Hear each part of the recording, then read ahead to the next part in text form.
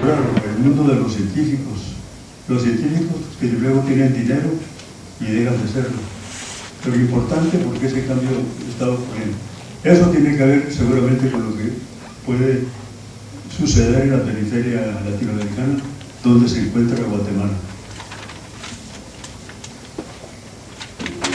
Es bueno que mencione algunos datos sobre población, para que lo de Guatemala quede bien situado, porque hay algún tipo de informaciones no suficientemente analizadas. Por ejemplo, saber que el 10% de la población de Guatemala migró al exterior es un dato terrible. El 10% de la población se fue.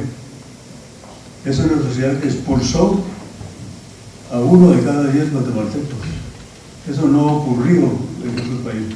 Ocurre cuando hay guerras espantosas y migran, y los migrantes forman parte de una población importante que luego regresa.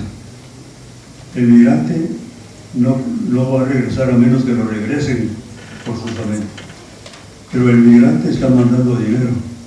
Y este es el segundo fenómeno que nos debería alegrar, porque es dinero que entra a Guatemala, pero es un ingreso no laboral. Y el que sea un ingreso no laboral significa que no fue objeto, que no es resultado del trabajo del que lo usa y lo consume. Por supuesto, los que se lo ganaron en Estados Unidos, harto trabajo tienen para poder enviar ese dinero, pero lo mandan acá a sus familias, y se ha ido creando a lo largo de los años algunas formas de relación familiar, algunas formas de conducta, formas de relación social que tienen que ver con la pereza, que tienen que ver con la holgazanería, con la irresponsabilidad. No estoy exagerando ni generalizando, pero hay un dato que tiene que ser estudiado. De eso sí tengo el dato aquí. Bueno, no importa. Eso no se me cayó.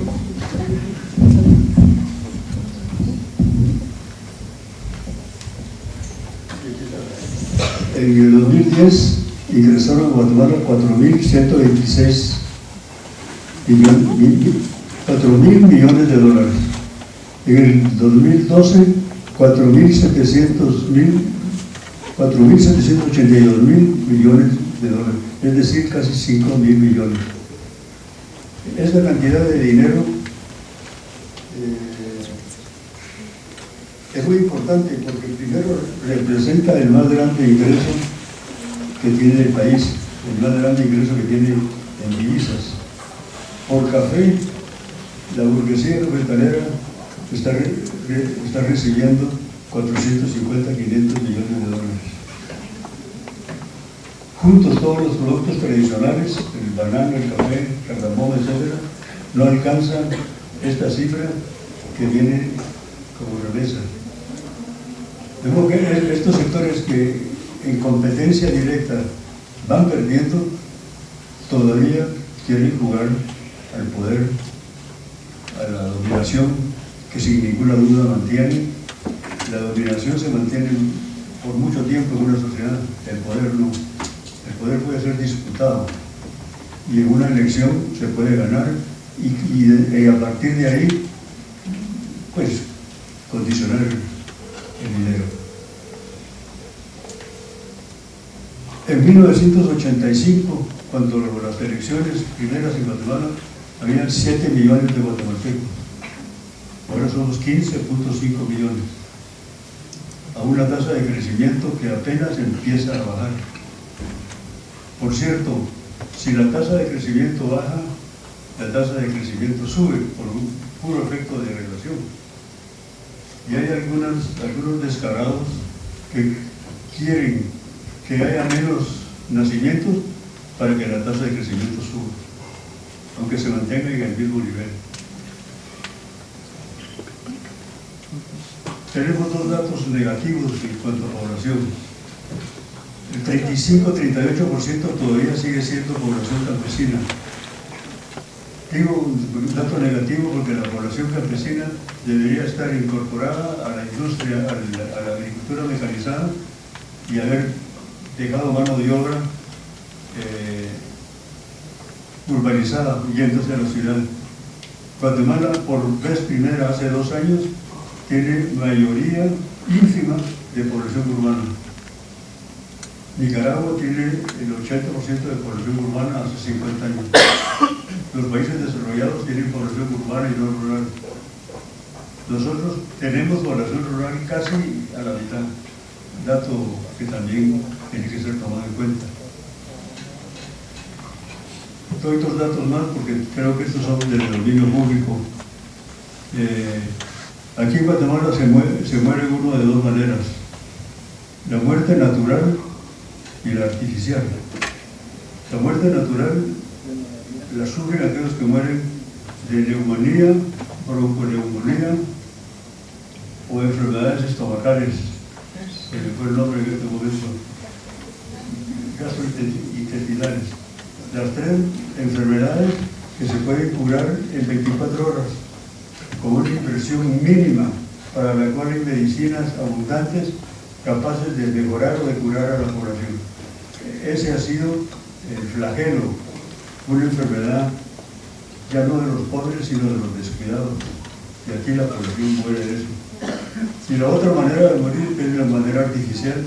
Yo diría la manera guatemalteca de morir es ametrallado con un explosivo, una pistola, etc. El dato con el cual hemos estado trabajando indica que en la primera década del año 2000, o sea, de 2001 a 2011, fueron asesinados más o menos, el dato casi lo recuerdo exacto, más o menos 67,000 guatemaltecos, de los cuales la inmensa mayoría son jóvenes de 15 a 25 años. Nos quedamos tranquilos. Se están matando o están matando a la juventud. Ya murió en el conflicto armado y ahora sigue muriendo de otra manera, pero muriendo también de una manera violenta y irresponsable. En fin, detalles como estos son los que llenan una conferencia y nos dejan pasmados, una actitud negativa. Yo no quisiera que quedara una actitud negativa, porque son datos todos los cuales están en nuestras manos fácilmente mejorarlos. No necesitan la toma de un Estado poderosísimo, de un Estado que no imagino qué calidad de cuadros tendría que tener para que la gente no se acuerda de la por Dios santo, para que se recojan todas las pistolas que están circulando, y si la gente va a morir por la violencia, que le cueste al que va a matar. Pero si dispara a 10 metros de distancia, le cuesta poco. Bueno, yo creo que en este momento en Guatemala estamos atravesando, o estamos situados, en eso estamos el día de hoy, en una crisis. Siempre hablamos de crisis.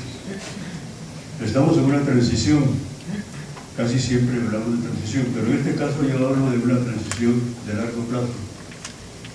Hay transiciones para estudiar esta semana lo que ocurrió, y hay transiciones estructurales para estudiar el largo plazo de lo que ocurrimos. Creo que en este momento ocurre en Guatemala, en este momento ya hace un par de años, y deberían ocurrir más adelante, esfuerzos por reintegrar lo que se desintegró. Estamos en una situación de descomposición. Hay que componer, hay que recomponer la sociedad, porque lo que ocurrió en los últimos 28 o 29 años es un lento proceso de democracia leve, democracia suave, dirigida por políticos que unos sabiéndolo y otros no, descompusieron la sociedad. Así como un juguete que no se maneja bien, y poquito a poco la rueda ya no da vueltas, ya la luz no se enciende, etcétera, etcétera, y el carrito termina por... ¿Quién descompuso el carro? En 1985, cuando se convocó a elecciones y se dijo que Guatemala volvía a la democracia,